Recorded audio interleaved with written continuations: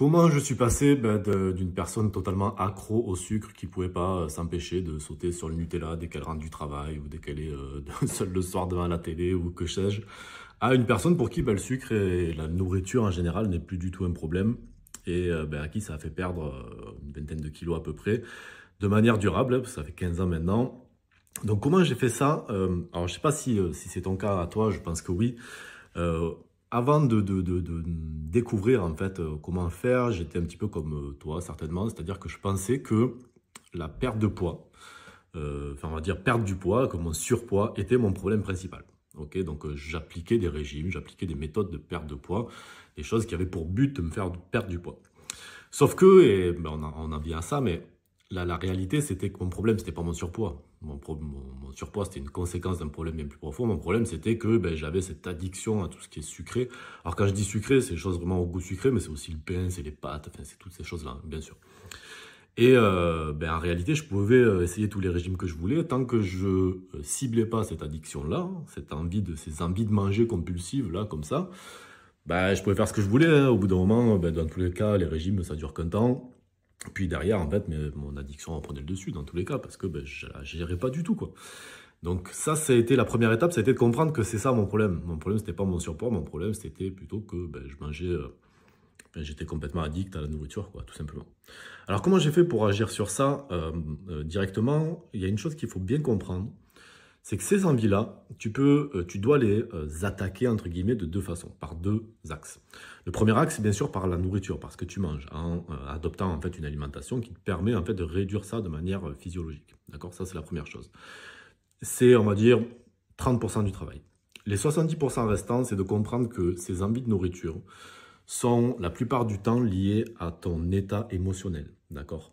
Donc, qui dit état émotionnel, donc l'ennui, le stress, la fatigue émotionnelle, etc., etc., dit pensée, parce que ce sont tes pensées qui génèrent en fait ton état émotionnel. Et en fait, c'est voilà, ces émotions qui font que tu vas te mettre à manger, etc. Créer petit à petit des habitudes, et en fait, ça devient quelque chose qui s'intègre à ton quotidien de manière normale, ça devient quelque chose d'habituel pour toi. Tu es habitué en fait dans ta vie à voir ça, à faire ça. Donc tu es câblé en fait pour, je sais pas, quand tu rentres du travail et que tu voilà, que as une dure journée pour te jeter sur ce qu'il y a dans ton placard, peu importe. Tu es câblé en fait voilà, de cette manière-là. Donc en fait 70% du taf, c'est de venir casser en fait ce schéma que tu as, ce schéma mental que tu as créé avec le temps, pour venir le remplacer par des nouvelles façons de fonctionner, des nouvelles habitudes qui font que quand tu rentres du travail, ton habitude, c'est plus d'aller taper dans ton, dans ton placard, quoi, tout simplement. Alors je donne cet exemple-là, mais il y en a des dizaines d'autres, bien sûr. Et ce travail-là, c'est pas dans l'assiette qui se fait, d'accord? Ce travail-là, c'est un travail du quotidien qui se fait sur ce qui se passe dans ta tête. Le but, c'est vraiment d'analyser chacune des habitudes, comprendre ce qui se passe dans ta tête, quelles sont les pensées qui ont généré ces émotions, qui petit à petit ont créé ces habitudes. Et une fois que tu as compris ça, de venir casser ça et de travailler dans le quotidien sur ces habitudes-là pour venir les changer petit à petit. Donc c'est ce qu'on fait dans la méthode femme. Donc moi je donne bien sûr tous les outils pour faire ça. J'accompagne, hein, voilà, on est chaque semaine, voilà, c'est vraiment un suivi à la semaine, etc. Pour aider les gens que j'aide, que j'accompagne du moins à mettre en place tout ça.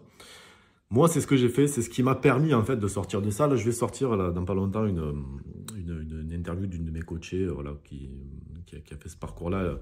Dedans, on a pas mal évoqué ça, ça te donnera des idées. Mais en gros, le but premier, moi, les gens que je prends avec moi en accompagnement, le but premier, c'est pas de leur faire perdre du poids. Le but premier, c'est de faire en sorte qu'elles soient plus accro à la nourriture. La perte de poids, en fait, c'est une conséquence de ça, tout simplement. Donc ça, je veux vraiment te transmettre ça aujourd'hui et que vraiment tu sortes de ce schéma de te dire « je veux une méthode de perte de poids ». Ça, c'est quelque chose qui te dessert. Ce que tu cherches, ce qu'il te faut, c'est une méthode qui te permet de ne plus être accro à la nourriture, tout simplement. Donc si tu veux en savoir plus sur ça, je t'ai mis dans les commentaires de cette vidéo, enfin en haut ou en bas, je t'ai mis un lien vers tout un tas de témoignages de mes coachés, des interviews qu'on a fait, qui te permettront de voir un petit peu plus en détail comment ça se passe de l'autre côté et ce qu'on met en place. Et puis si tu veux voilà, aller un petit peu plus loin, qu'on fasse un petit bilan personnalisé de ta situation tous les deux, donc c'est une petite discussion de 15 minutes où on fait le point en fait sur ta situation et on voit si potentiellement je peux t'apporter quelque chose. Alors c'est totalement gratuit et offert bien sûr, tu n'as pas besoin de prendre ton portefeuille ni quoi que ce soit. Si tu veux aller un petit peu plus loin sur ça, pareil, tu as le lien pour réserver ton créneau. Et puis on se fait une petite discussion tous les deux qui dans tous les cas t'apportera beaucoup. Allez, je te souhaite une bonne journée.